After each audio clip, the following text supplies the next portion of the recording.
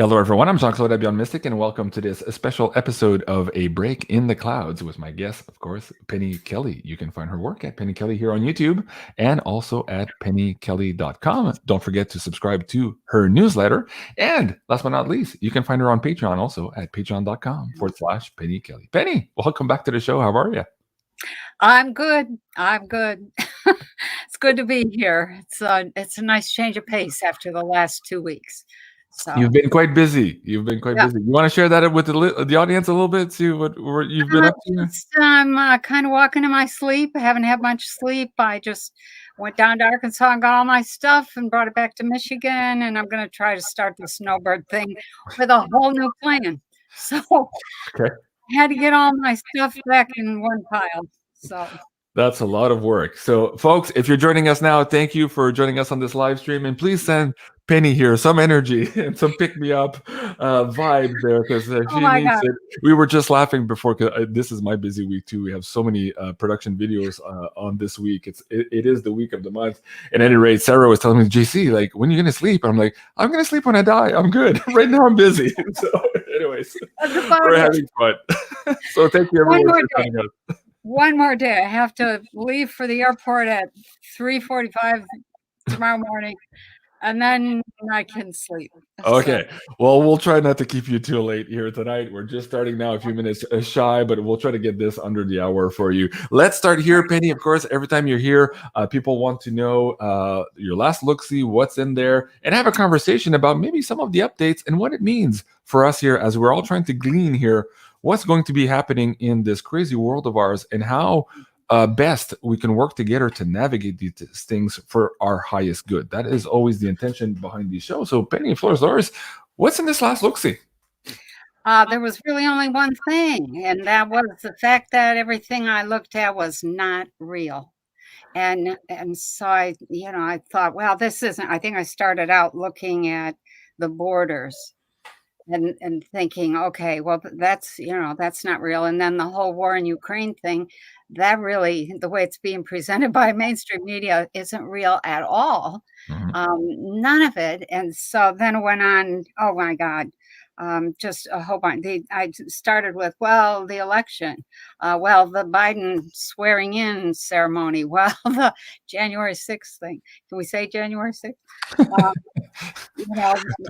Watch the language, Penny. My buddy Jason Ford just got a strike last week. So okay, erase that. So, but generally speaking, all of these narratives out there, I agree with you here. We're all understanding that it's probably the opposite of our reality. And so our footing right now has been shaken like never before.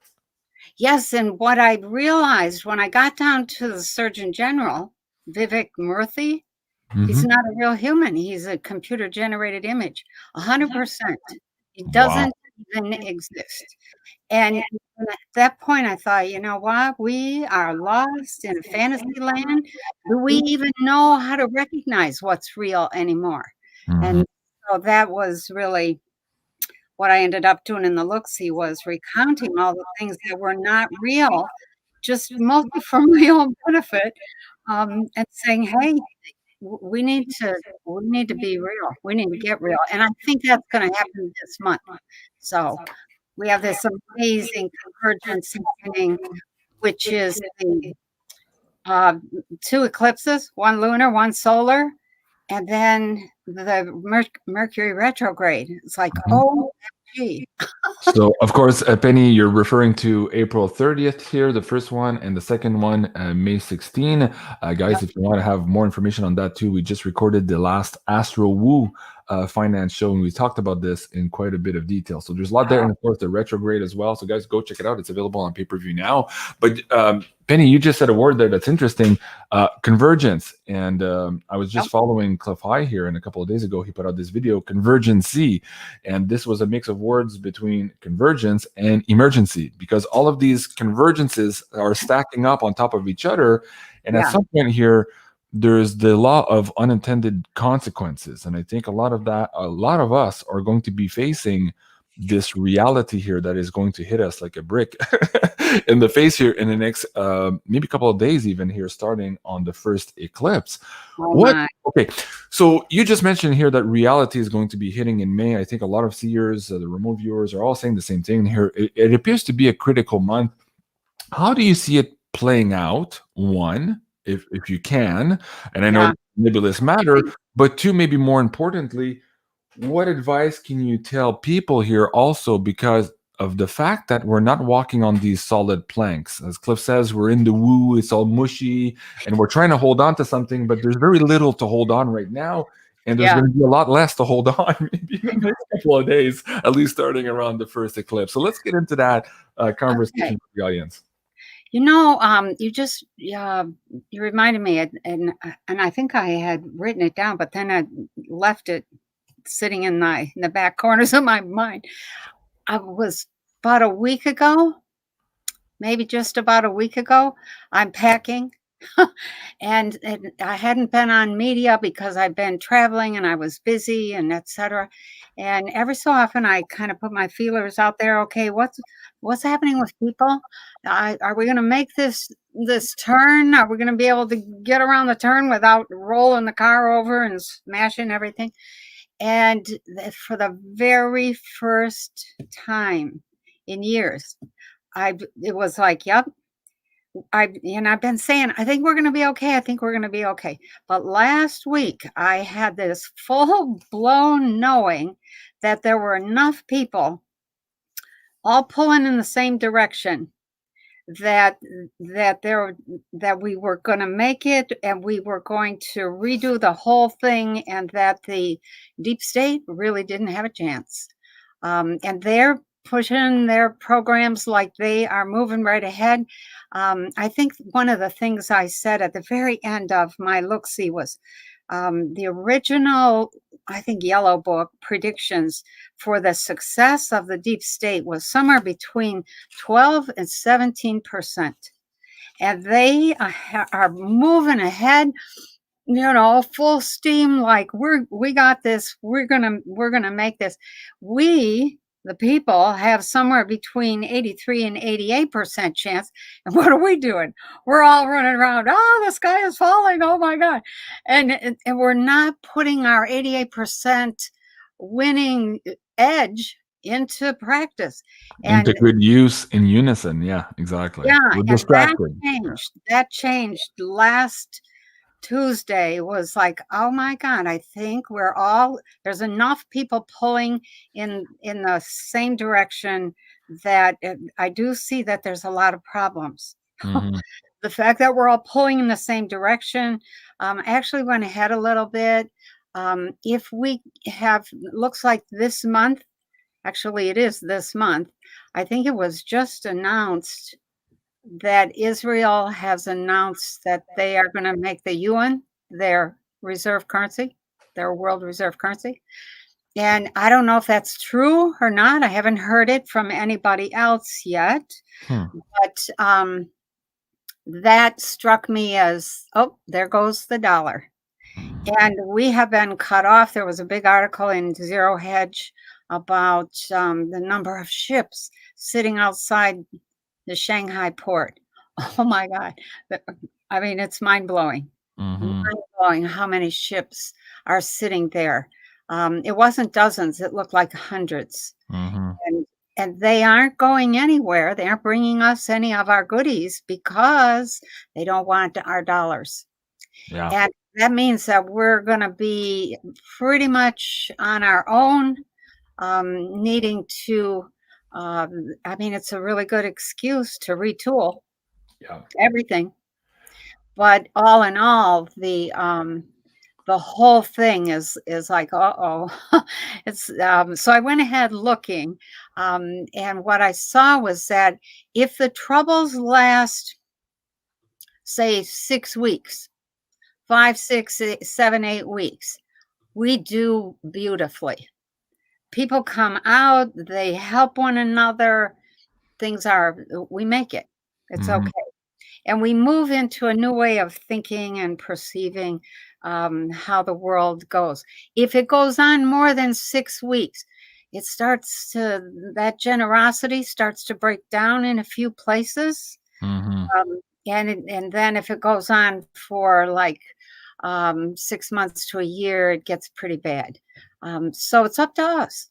And we have everything we need, I think, to make this change, make this shift. One of the things that came up for me was the whole fertilizer issue. You know, people are, oh, we're not going to be able to get any fertilizer. And I, you know, being a farmer and being an organic farmer for my whole life, I know a few things about the soil. And from my point of view, fertilizer is a terrible destruction of what's called living soil. And so there's a hidden gift in that thing, I guess you would say, that whole fertilizer crisis, and that is that we won't get any. And the result will be that we will figure out or learn or get interested, at least ask a few questions. How do you grow things without that? How do you, you know, when you put fertilizer on your soil, the first year you get more crop, but you get a die-off in the microorganisms, in the mycelia, in all the little bacteria that live in the soil, and all the little bugs and all the little critters that poop in that soil. And that poop becomes like this sticky glue that holds this sand and the silt and the carbon materials together in a crumb. Now that crumb, those crumbs don't fit together very well. It's kind of like marbles in a vase. Right. And so there's all these air spaces and plants. You plant a plant in that, and the roots just move right through all those little tunnels. And if they can't do that, they have to dig their way. So most of their energy goes into mining their way through the soil, looking for minerals, looking for nutrients, and trying to get deep enough to be able to access deep water. So the fertilizer it's okay the first year, but a lot of stuff dies off. A lot of natural organisms die. Second year, probably 60% are gone. Third year, they're all gone. The soil is dead. The glue isn't there. The whole thing collapses, and now you have a hard pan, and plants can't access the minerals. They use minerals to build themselves, and they access all that carbon-based stuff to get all of their materials that they then transform and make into strawberries or blueberries or carrots or beets or corn on the cob or whatever. And then we have humans walking around because they're eating this food with a less optimal diet on what they need to be productive in this world. So that's interesting because you're just now touching on the concept of the unintended consequences. And in one way, this can turn to be a positive. Of course, necessity is the mother of invention. In this case, a lack of something might create our spark here to go back to some older ways where we didn't have these big intermediaries messing around with our organic systems. Same thing with big pharma. People are quickly losing, I can't get into too much of the topic, confidence in that industry. And that is also going to force us to go look at natural remedies. And so this is another good unintended consequences. Now, you just mentioned something about Israel. I wanted to make that up. What they announced a couple of days ago was that they were introducing $200 billion in yuan into their reserve. They weren't making it their reserve currency, but they were adding it to the reserve. And what we've seen over the last 2 years, maybe in earnest, is that more and more countries are de-dollarizing. So they're rejecting the US dollar or the petrodollar in lieu of adding to other reserves, whether those are cryptocurrencies, gold, silver, and other currencies. And now we're seeing this move also with the ruble, seeing as now gold back. So there's big changes there. But what you were mentioning and how this ties into our conversation tonight, again, about unintended consequences here, now we're seeing some of those big older financial institutions starting to crumble under these weight of these changes. They can't afford a big percentage of change in their the way the system has been built. And all of this change right now is happening too fast, and is exposing a lot of the systemic problems within that model of our banking system. And so now we're seeing Deutsche Bank talking about this severe crisis scenario. We're seeing Morgan Stanley here by mistake admit that cryptos are going to become a currency here. And they weren't talking about the CBDCs, the government ones. They're talking about the decentralized ones here by mistake. So again, the necessity where people decide to maybe make their own and decentralize from the government. We're seeing that now, and we're seeing more and more banks talking about these domino effects here to prepare maybe for a harder landing. Now, of course, they're talking about their old system crashing. We understand that. We are trying to glean here how humans can navigate that transition and to rebuild here more of our organic economy, our organic farming, when it comes to our healthcare, our education, and all of that. We're all being tasked here. We're not going on vacation anytime soon, but we have the opportunities here to rebuild through this chaos. What do you see, Penny, as maybe the most critical point here? Perhaps let's start with the financial system, because for a lot of people, that's their focus. Like if you don't talk to them about their pocket or their wallet book, they don't really pay attention to what you're saying. Fertilizer this and school board that. I don't really care. When you talk about their money, suddenly their ears perk up. So let's look at the financial system here. You said nothing is true. We're seeing Ukraine now ban their citizens from buying crypto. They said it was an unproductive capital outflow. Of course, people are trying to get rid of the burning dollar over there, just like they are here in Canada after Trudeau announced the Emergencies Act. So there's all of this going on. What do you see now, maybe as the critical events in the next couple of weeks that people really need to pay attention during this financial transition and this huge wealth transfer that's about to take place? You want me to tell the truth? Absolutely. I was going to give you the line from the movie. You can't handle the truth, but yes, you can handle the truth. Go ahead, Penny. I think Bank of America is going to go belly up. Jim Willie said the same thing yesterday in our pay-per-view Uncensored. He says that's probably the candidate for the first one to go here in North America. And he said Deutsche Bank may be in Europe right now, not necessarily because of the energy crisis with what's happening in the theater of war, we'll call it that right now, but because of the bond derivative crisis. And of course, Rob Kirby, who was on my show, God rest his soul, was talking about that a couple of months ago and warning that this would be perhaps the big ticking time bomb in all of this, where we still don't know maybe where the unintended consequences would hit. So let's get into that, Penny. Well, in terms, so a couple things. If you have any money in the bank and you could pay off some debt or your house or something, you'll have something for that money rather than look back and say, I should have. I should have this, I should have that. And I think that's really an important, there's a lot of people that are not paying attention, I guess is the nicest way to say it. And they are going to get hurt. And there's another round of people losing houses. It's complicated by all of the fallout from the health crisis that we've had over the last 2 years. And then we have another health crisis that's building, and that's in the food crisis.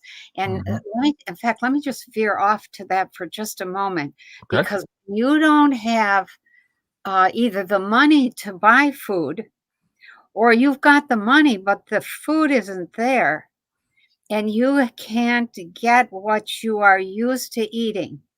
When you have a big diet change of any sort, there is hell to pay in terms of the body.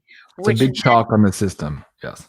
Right. It tears down all the old cells that were built using the old food system and says, hey, we have to work with this now. And if you've been living on potato chips and hot dogs, which I doubt I don't think anybody lives on that stuff, but if that's a substantial part of your diet is processed food, and all of a sudden all you have access to is maybe a lamb's quarter salad and a few carrots and beets out of the garden, and maybe some potatoes, then that's a huge diet change. And what happens is your body starts to detox. If you don't know how to detox and how to help your body do that detox, it can get pretty awful. And that's when you have a massive release of materials in the body, detox materials, and you can't get rid of them fast enough, the immune system goes berserk. And that's when breakdowns and cancers and genetic inheritances take over. And you don't want that. You don't want that. So the food financial thing is going to create this food crisis, and of course the fertilizer thing is another thing to add to that. But the bottom line is you might be too sick to care about anything, because detoxing takes a good 7-8 months. It's not a quick thing.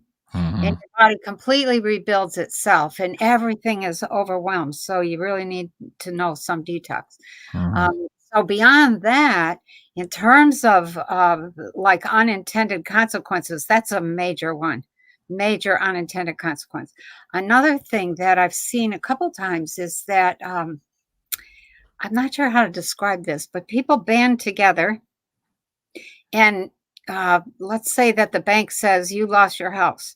People band together and they support one another, and they prevent evictions, and they succeed in quite a few places. And there's all of that drama that's going on. And then there's this whole migration thing, which I had been looking at as wow, people are really smart to be getting out of some of those cities, that kind of thing. But now I'm really looking at it as from more of a spiritual, kind of a metaphysical up here kind of point of view. It's like people know the old system is over, and they want out of the box. They're taking themselves out of the box, and they're just going anywhere. There's this huge migration happening. And when you're down, let's say in Arkansas, down in the South, the infrastructure is not there. So I think that's another one of the unintended consequences, is that the people are wanting to move, but they aren't wanting to pay more taxes. They aren't wanting to increase taxes to build the infrastructure that they're used to. And so there's some squabbling over taxes. And then there's the whole, I'm going to call it the resistance to government at all. We're going to get through this. And we're right on the edge of it. Too little, too late. Most people are like, no, we're not doing government that way anymore. We're not interested in nations. Right. They don't know what they are interested in, but they're fed up with the whole national government corruption thing. Right. So that whole thing sparks a whole bunch of unintended consequences. And there are squabbles between some of the people who got brought over the border and placed in certain locations, and people know that they're not from here. It's like gets messy. So it's like, oh my gosh. That's a can of worms. Any money. Sure. So if we don't cooperate, if we don't help one another, we're all screwed. Right. So, right.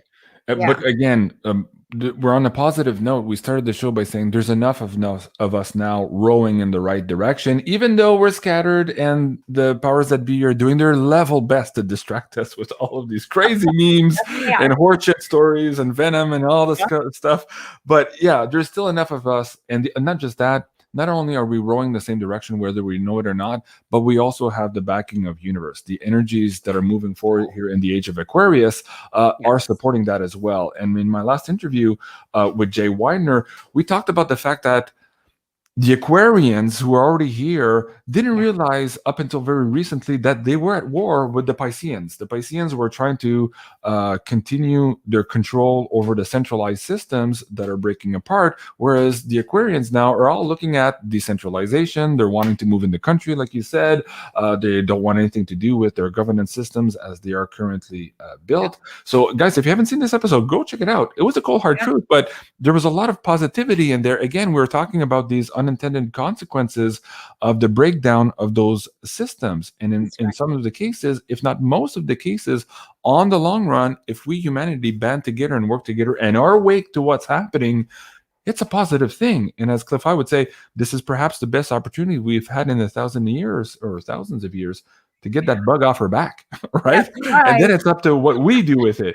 Let's talk about that, Penny, the bug off her back. In this last video that Cliff was producing, he talked about the Talmudians in some of their writings, how and how the birth of the Khazarian mafia and all this stuff is all connected to secret societies that we have today, and their understanding or their belief that either the Elohim, the Anunnaki, depending on the language you want to use, are coming back, and they had certain things to accomplish to meet that return. And this is why perhaps they've accelerated all of these plans forward to where we are now today, in a frantic pitch where we're seeing all of these politicians do suicidal things really to their career in order to keep up this crazy narrative. But for them, it's do or die.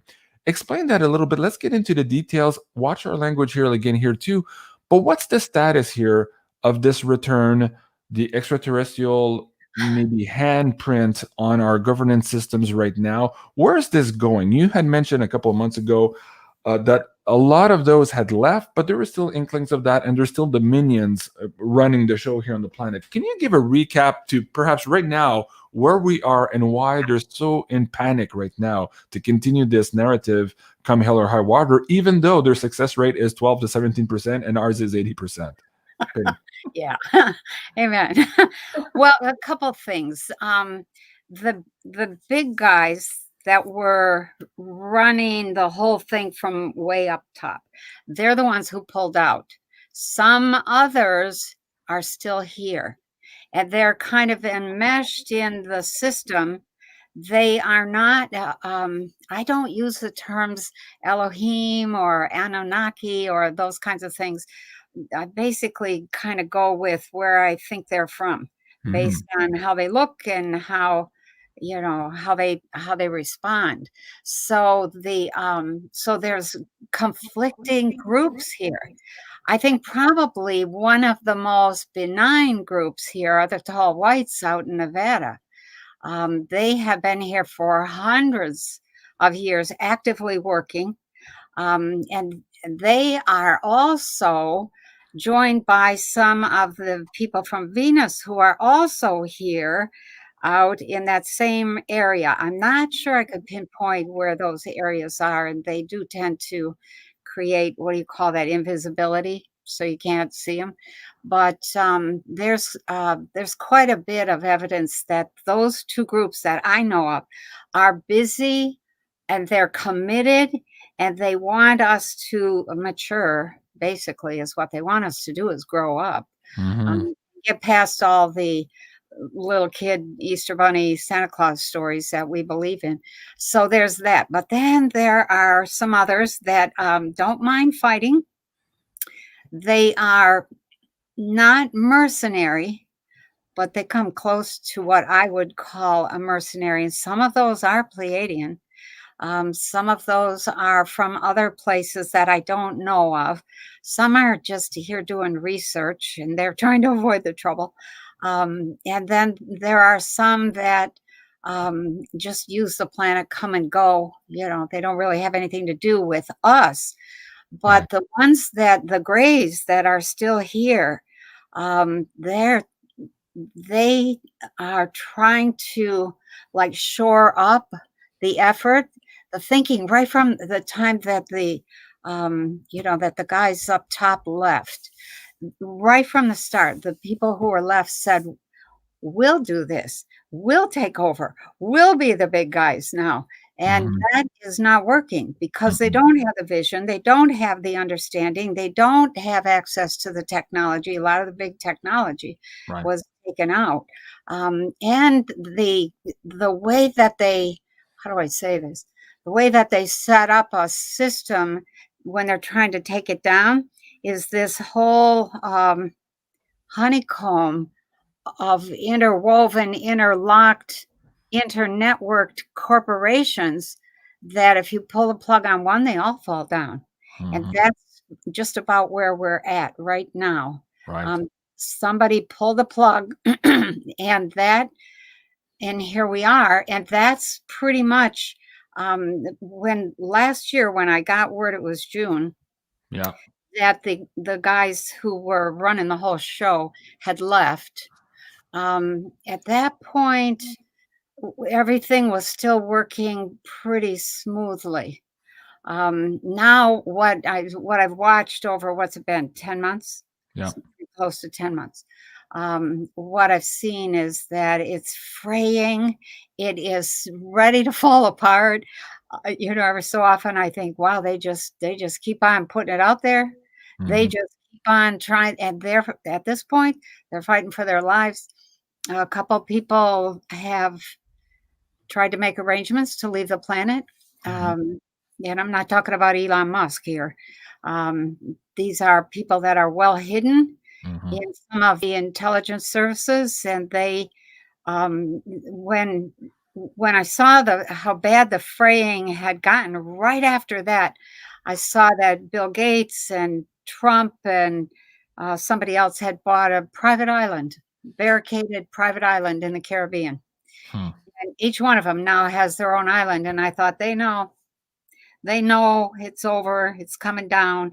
It doesn't matter what side you're on, whether you're white hat or black hat. We'll use those terms to kind of divide good from bad. Yeah. It doesn't matter whether you're white or black hat. What everybody sees now is like, uh-oh, here it comes. And over this summer, it's liable to get a little bit rough, a little bit. Well, going back to this, and again, we're staying on the positive side, but like a good chef in the kitchen will tell you, you have to break a few eggs to make the omelet, right? And so we're in that process now. Cliff High is picking up in his data that we might see not just revenge. I have seen that. Yes. Right.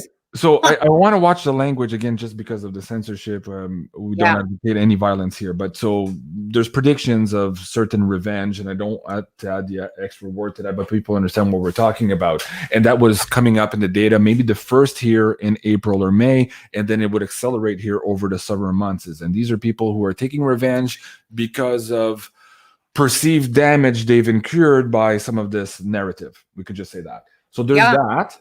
And then there's also, as we were talking with Jay Weiner the other day, another part of violence. Again, we're not advocating for violence, but we're looking at some of these predictions where violence could ensue because of food shortages, of banking failures, and stuff like that. And on top of that, we're kind of foreseeing, again, a couple of seers were telling me the same thing, this weird period of time in the United States where we might have people taking matters into their own hands, the law, in not so good of a productive way. Maybe going around half-cocked and maybe shooting the wrong people by mistake, or thinking something like, oh, this person's a banker. Well, no, actually, that was just the janitor cleaning the bag. You killed the wrong guy, right? So we talked about weird times ahead of here, and the need for us to be really, really vigilant, not just for ourselves, for our kids, to stay out of harm's way, to stay out of this game of perhaps winning stupid prizes, right? To get involved in some of these narrative and these hot headed moments that we humans tend to do. Like I'm Latin blooded, as they say. I run pretty hot, but that said, we have to be able to put that in check here, especially in these next couple of months. What are you seeing there, Penny, in terms of the revenge and perhaps some of these dangerous hotspots where humans are a little bit out of control here for various reasons for a period of time here as we go through this transition? Well, a couple things that I'll share. So maybe not going to answer the question exactly the way I would like to answer it, but you triggered the memory of a couple of awarenesses that I had. This has been going on for a couple months now, and I would hear somebody's got the disease, the problem, the health problem, right? Yeah, and it would be somebody famous. So, so the most recent one was some general, and then Kamala Harris. And what I have understood, what I've seen, and I haven't said anything because I thought that can't possibly be true, is that when they get when that announcement gets made that they're in quarantine because they have this this health problem, Mm-hmm. what's really happening is that they drop out, and the person who returns is not really them. It's either a clone, or it's a, what do you call that? A doppelganger, or Doppelganger replacement, whatever. Yeah. yeah, it's Yeah. not really them. Mm-hmm. And that's what they're using that for. And they're taking all those people, the real people, and I don't know what they're doing with them. They're hiding them somewhere, doing something with them. But the Mm-hmm. person coming back is not exactly that same person. And they're also doing what do you call those videos where you they can make it look like you're saying something that you didn't really The deep say. fakes. The deep fakes. Deepfakes. Yeah. They're setting up those, and they're also doing something that allows them to do CGI. Mm-hmm. So they've got all three bases covered, and that protects the people who have played this game. So that's one thing that I wanted to share, is that something not honest is happening with those declarations of ill health, we'll call it. Okay, hold on a second here. Before you go further, this is an important part here, because in my last interview with Jim Willie, he was also talking about the fact that a lot of people have disappeared. He mentioned Fauci, for example.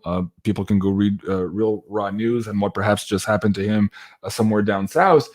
But that's not the point here. The point was, a lot of these people at some point here in the process came back changed, whether that's Governor Newsom, whether that's Fauci, and all these people. Suddenly they don't have the same earlobes, their faces are not the same, maybe their voice inflections are not the same, and people are picking up on that. And we understand here this whole that's what I'm picking up. Right. I know they were saying that, so thank you. Okay, so but to add to that, there's the perspective of the white hats pushing a narrative where they are taking control of the bad guys, putting them down south in a spa somewhere for justice. And in the meantime, there's doppelgangers pretending to keep on the show here while these people round up the bad guys. That's one of the narratives. What you're also suggesting is perhaps the black hats are replacing these bad characters with doppelgangers and all that in order to protect these assets of theirs, so that they don't get the revenge that could be ensuing here very soon. Where would you, if you were to give a percentage to both of those narratives, is it a 50-50 thing, 90-10? Where do you see that happening? What I saw, what I knew was that every single one who disappeared came back not the same person.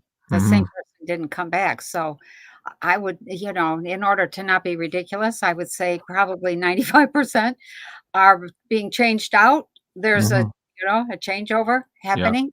And when Kamala Harris's problem was announced just within the last day or two, right at the same time, I heard an announcement that Biden had commuted the sentences of several people and reduced some other sentences. And that's something that a president only does right before they leave office. And as soon as I heard that, I thought, okay, this is almost over. You're right. So it's not just the commuting, it's also the presidential pardons. Like, these seems to be, like you say, a few days left into office. And what just came out, let me see if I can put it back on. It was on my Twitter earlier today. Say it ain't so is what I was tweeting. But apparently here, the White House visitor logs revealed that the son's business partners were in fact meeting with the big guy. Of course, he had the license plate and a lot of documents on this supposed laptop that we all got yanked for a few months ago for propaganda and misinformation is actually true. And people who are on this laptop, some of them have already faced justice and are in jail. But for the longest time, the president was saying that, oh, no, I don't get involved with my son's business. Here, the logs are saying the contrary. So we're getting closer and closer here to justice, and for perhaps the American people to realize that these people are beholden to other powers through this pay-to-play scheme that this family appears, by the evidence here, have been engaged in. Is that what you think could be the last straw here for this pretendency, or is there something else even bigger with respect to maybe the theater of war, the consequences of the bribery mechanism being interrupted over there too, that now suddenly the justice mechanism can do its work because the agents that would have prevented that prior with bribes are no longer there to prevent the wheels of justice from turning? Penny. Wow. Yeah. Today I was looking at pictures of Mariupol, and just like, oh my gosh. Mhm. I mean, it's destroyed. It's just so many places destroyed.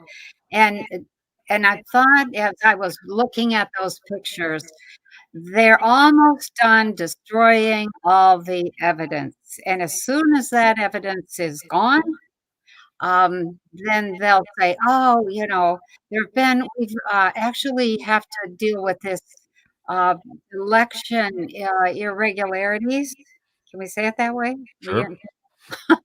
Um, and Tread carefully, Penny.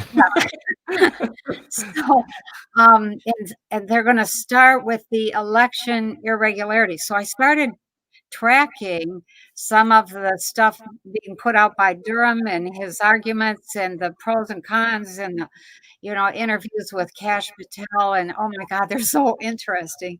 Yeah. And what I see, or what I think is going to happen, is all the drama is that was, that they were trying to cover up all the evidence of criminal activity, biolab. Whoops, can we say that?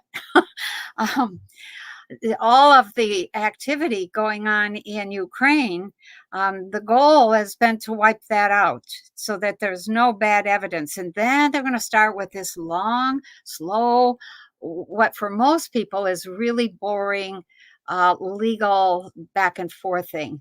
And there's only a few political geeks, maybe myself included, that would follow that kind of stuff and listen to the arguments and see, okay, what are these guys saying? Okay, what are these saying?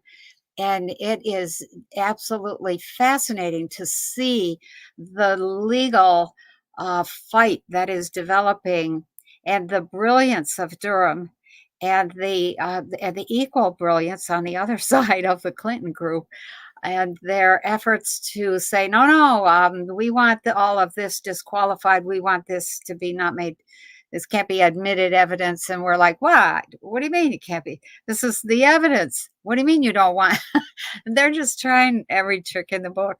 And so what's going to happen is people are going to move on with their life, and they're going to be too distracted with, where do I get food, and how do I get healthy, and what do I do about housing, and what about transportation, and all of the issues that are the everyday issues for all of us. Right. So, well, that's the big distraction there. But just going back to Durham for a second, I think from what I can read and what I can see between the lines, he's caging them very successfully, step by step by step. And at every objection, they're losing the objection, and it's just creating more momentum on the justice side. So this is coming to a head very soon as well. And again, when we were talking earlier about all of these convergencies, in one way, we kind of, as humans, are kind of excited, because for a lot of us, we're like, finally, shit's about to happen, right? And we've been waiting for so long, especially those who have been awake and red pill for a long time. But there's a trap there also, because all of this is also distraction to the fact that we right now are being tasked to be responsible for self, to create these new systems, to not let the bad guys use the vacuum of power that's created by all of the fallen players right now to create new and worse systems. We have to be diligent right now, and keep our eye on the ball here, but actually work into creating the things that we actually need for us, the organic human. So there is a trap of watching all this, feeling happy that perhaps things are actually moving, but at the same time realizing that we have a responsibility to where we're going. The thing about the justice is it will eventually take care of itself, whether that's the Durham investigation or just karma, because karma's a bitch, that is going to happen either way. So it's not your concern. Your concern is your immediate surroundings, your children, your food stability, your abundance creation, getting rid of limited beliefs that, get you on this track of scarcity when we're in fact DNA driven for abundance. Let's get into that, Penny. We're already 40 minutes in. My God, you and I should have more conversations like this. There's so many things to talk about. I know. Eternal Sunshine says, yes, great conversation, JC. Thank you. I appreciate it. Let's talk about that. Let's look at empowering the audience members here, because one of the big things right now that is dying with the financial system, or a consequence of the financial system dying and crashing, is also a window of opportunity for us, the slaves in that system, to finally break free of those shackles, of those limited beliefs that we are in scarcity, and where we are designed by nature to manifest the scarcity by all of this programming. Let's talk about that window, how to get through that window, and then get into actually activating our DNA that is for abundance. Okay. So let me bring up something that I think will be helpful, useful as we go through this time period. When I hear people talk about their terrible childhood and that they have bad parents, or that they had unfortunate circumstances, or they had this or that, or blah, blah, blah, blah, they always have the attitude that life should have been different. It should have been better. It could have been better. And yeah, that's true for all of us. I don't care how good your parents are or were, there's still stuff that you end up having to deal with because you're different from your parents and you're in a different generation. So when you stop looking at, oh, poor me, my parents or my government or my corporation shriveled up and died, or my small business had to be closed because of whatever. That's a point of view that says, I need help, or I've got, in psychology, we call that the wooden leg. I can't run because I got this wooden leg. And your wooden leg becomes your excuse for everything. But when you look at it in terms of, I'm going to use the term karma, but I don't use karma the way everybody else uses it.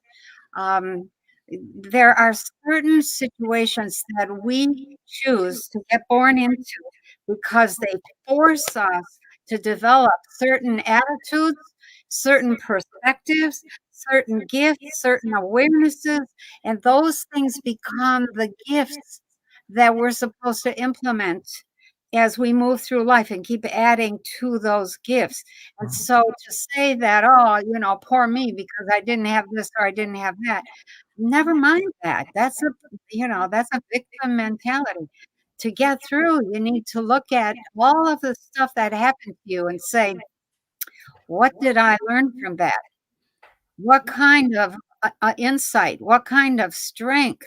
When your mother doesn't love you, you end up having to learn to love yourself. And that's the gift.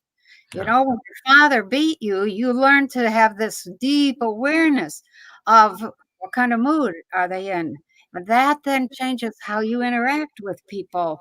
Or there's a million, I could give a million different examples. But that's the attitude I think we have to get through this next few years.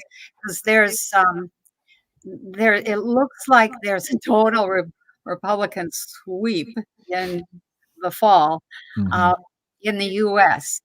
It looks like that then gets ignored. People are like, so what? We don't trust them. And so it's like, so who do you trust then? That then you apply to yourself and your, either your spouse or your family or your own skills, your own intelligence, your own creativity. Start stuff. Try stuff. We have this huge window of opportunity that is going to open over the next 5 years for everybody to transform themselves and what they do in the world and how they live their life. And don't miss that window. Don't let that go by. Wow. That's great advice. Let me touch on a difficult subject. I will briefly get it and go into maybe last words of wisdom to end the show. We have about 10 minutes left. Okay. One of the opportunities also that is appearing, and for some people it's controversial to be talking this way, but we understand and we've been foreseeing that for some of the people on the planet who were willing to take the products, they are on this track of maybe prematurely leaving this particular realm that we're in now. That in a way is negative. It's difficult for us to accept. These are loved ones. It's going to have ramifications on our social order. It's going to have ramifications on our family dynamics, etc., etc., etc. The economy, all that stuff. Yes, but at the same time, these people who were of a certain frequency set to take those set products are from an old world, and they were occupying places of governance, of structures, of power dynamics that no longer serve humanity. And what Penny was just saying now is, in the next 5 years, there's going to be all of these windows or these doors open because of these vacancies where you, the people from the Piscean age who are looking at decentralizing, creating or recreating these organic models for human development, will have the opportunity to play and to participate as opposed to being ostracized from this old system. Penny, let's talk about that. Turn that negative into a positive for me. Okay. Yeah. People will leave. I don't think as many people are going to leave as they say. I know a little bit about the body. I know that the body is masterful. If you even support, and here's this is one of those funny things about fate. If we run into a food crisis and you can't get your normal junk and you are ending up detoxing, guess what gets detoxed right out of you is a lot of that junk that you took in that you wish you hadn't. A lot of that, we'll call it bad medicine. Mhm. So the body is extraordinarily resilient. So that's one thing. Yep. The people who leave, I don't know if we want to fill their shoes. I think we want to redesign, rebuild, recreate everything, and do it our way. And Yeah. I think, if there's anybody out there who's thinking about, well, what could I do? There's going to be people growing food who have way too much food, and they're going to not know what to do with the extra. And so why not set up some sort of little site that says, hey, these 10 people have these different foods and they're available at this point in time. Start a little business online, a hub for selling food, a hub for, selling old metal or whatever, a hub for selling, shirts or children's shorts or whatever you've got. Right. Clean out your garage and sell it. Yeah. You'll make some money and you'll have less energy. All that old junk you hang on to is energy that weighs you down. And so all of that is all those windows. People will leave. Yes, we'll cry and we'll be sad for those that do leave. But once they're gone, life goes on. It's there for the living. And that, I think, is part of the splitting of the two earths. Well, there's been a lot of people that I have, maybe I shouldn't bring this up at this late in the conversation.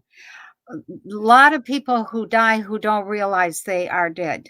They're not, because they're not dead. Okay, they're just in a different realm. Right. And a lot of them go to pretty much the same place. And they work together and they live together and they learn how to navigate in that world. And that's the splitting of the two worlds that allows those of us who are left here, who have to rebuild, to build something that's more, we'll say, of a higher frequency, fourth dimension, fifth dimensional consciousness, which is 100% focused on there's no bad side or downside to what we're doing. There's this whole climate thing that I hear all the time, or this whole, we're wrecking the earth. We aren't wrecking anything. We're trying to make a living. It's the corporations that have these processes that allow them to make money, and they use us and then blame us for we're wrecking the earth. Of course. It's not us, it's them. That's just hogwash, Penny. That's propaganda you're spewing.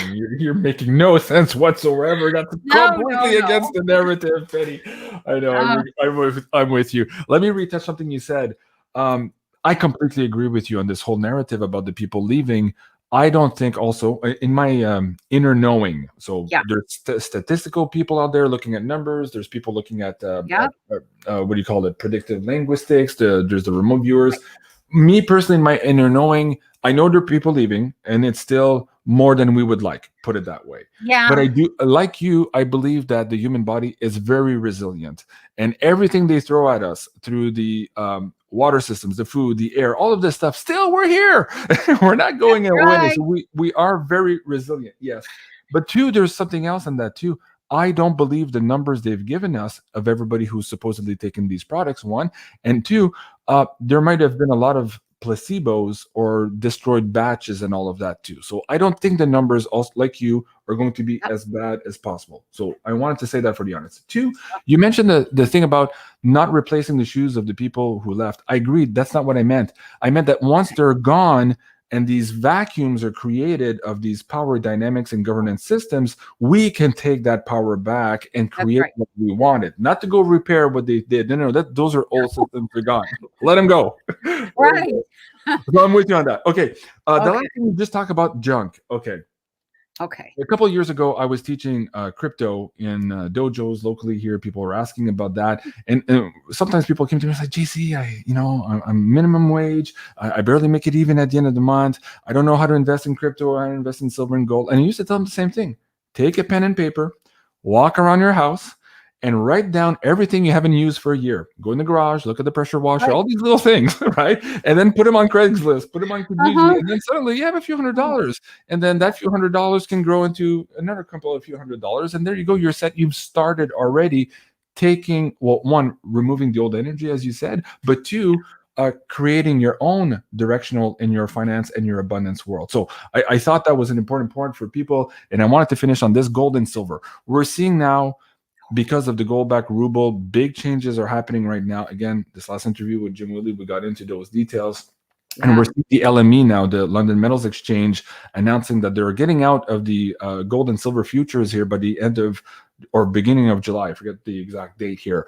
What do you see happening here? You forecasted previously gold and silver. We've had a lot of dislocations to a lot of these predictions because we're living in this malleable kind of world where there's a push and shove and there's a lot of power dynamics happening to our financial systems. But like everything else here, it appears we're coming to a head. Where do you see gold and silver? Where do you? Oh no! How do I want to phrase this correctly for the audience?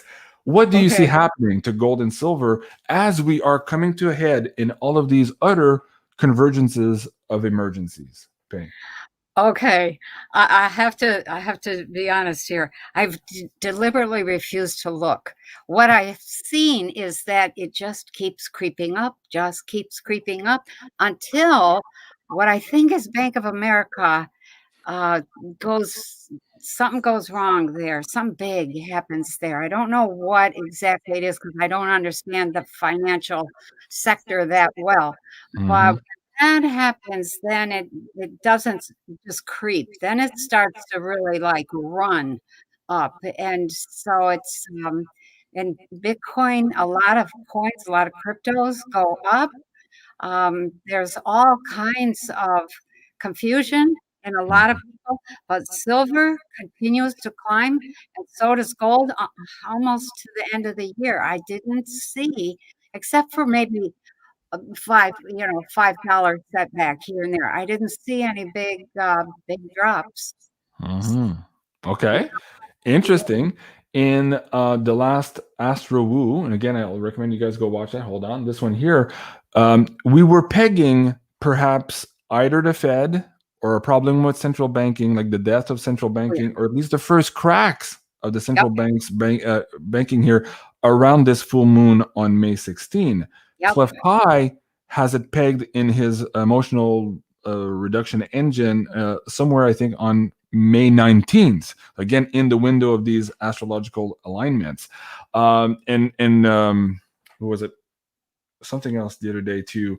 Oh, it was about the crypto manipulation, that a lot of the cryptos that had been stolen, been used to manipulate the market, is also running dry. So those manipulators are running out of ammo, and they perhaps have 10 or 15 days left. And then also, because of this move and all the other unintended consequences, something could break, or a lot of things can break really, really quickly. Do you want to touch on that? We have a couple of minutes let left. me just touch on that. Remember back in February or January, my look-see was looking at the financial system, and I said, oh, in February, it goes down on one knee, or two knees. It goes down on its knees. And in March, it, the rear end goes down. And in April, it falls over. And in May, it goes through its death convulsions.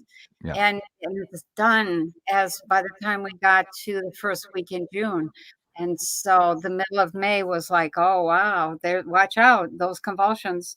If you've ever watched an animal die or anything die, it's there's some strange movements that get made. And so it's right in that time period. It's like, uh-oh, I think we may see the end of the financial system for all practical purposes. But what I didn't see was the mainstream media announcing anything. They were still trying to cover stuff up. Right. I'm like, oh my gosh. But over the summer, it becomes pretty clear. Stuff is not appearing on grocery store shelves at the same rate that it needs to. Mm-hmm. And people are getting by because a lot of people are growing gardens. But come winter, it's a different story. Mm-hmm. Yeah. Wow. Fascinating. Well, folks, that's about the time we have tonight. If you want to get a little bit more details on some of this tracking of gold, silver, and crypto, and how that might affect your personal finances as it pertains to your Zodiac guide, please check out Astro Woo Finance. It's available now here on pay-per-view. And I just recorded earlier today the Beyond Crypto Woo, where we look at some of these cryptos. And Penny's absolutely right. Some of them don't fare too well, but some of them do, in fact, take the momentum here with all of this chaos that is surrounding us in May. So please do go check that out. And if you're looking to add some physical silver to your stack, you can do so here at beyondmystic.net/silver. These are the discounts afforded to the Beyond Mystic audience by Miles Franklin. This week we have the 100-ounce RCM, Royal Canadian Mint silver bars at $4.45 over spot. And if you're a Canadian viewer, to save on that shipping, you can buy directly here in Canada from our affiliate program, mfbullion.ca. And there we have the PAMP 10-ounce Swiss bars at $5.99 over spot. Great price there, so go and check that out. Penny, before we go, what's coming up on pennykelly.com? Any new courses, any new opportunities to learn? What do you want to share with the audience before we go? Well, a couple things. One that I have been working, Daphne and I have been working really hard to try to get my courses into a package that we could sell. We just have such a waiting list. There's no way I'm going to get to all those people. And so we started recording some of them. And I think we have Intuition 1, 2, and 3 done, maybe 4. And so 5 is coming up at the end of May, I think, maybe the end of May. So we'll record that. And then I'm still working on a book called The Revival. And it talks about how to revive, or how to think about each one of the sectors, 12 sectors that make up our world, our paradigm. So I've got 8 of those sectors done. I need to do the other 4. And so I've been pretty slow at that. But that's pretty much it. Still doing tea. Our tea in May is delayed. So we're, instead of the first 3 weeks, in the first 3 Mondays, they're the second, third, and fourth Monday in May. So for the teen consciousness, they can access the snippets on YouTube, but most of them here on Patreon. Is that correct? Yeah, they're on Patreon. We put them on YouTube. They're on BitChute, and they're on Odyssey. Okay. So, yeah. Okay. Very good. So, Penny, you seem to be very busy. Yeah, I have it. So I really appreciate all of your time, Penny, and I absolutely love these conversations of ours. And I want to thank you again for having the courage to say the things that you need to say, and to contribute to the development of our world in earnest, and raising your own frequency and sharing that with people, even when it's not popular. So I want to thank you for that. These questions, these discussions sometimes are not easy to have, but having you here is absolutely delightful. Every time you're here, I absolutely love it. And I know that we are all growing together. And I think that's the whole point. That's where we were brought together to do this work. So a big thank you to you, Penny. A big thank you to all of you, the audience members, watching the show, supporting our friend Penny Kelly on her Patreon and also on her pennykelly.com. And last but not least, please do go share and subscribe to her videos here on YouTube at Penny Kelly. This was another Break in the Clouds, and I'm Jean-Claude at BeyondMystic. Please remember to also like, share, and subscribe here at Jean-Claude at BeyondMystic 3. I love you guys. Have a great evening, and we'll see you soon. Au revoir. Au revoir. Very nice.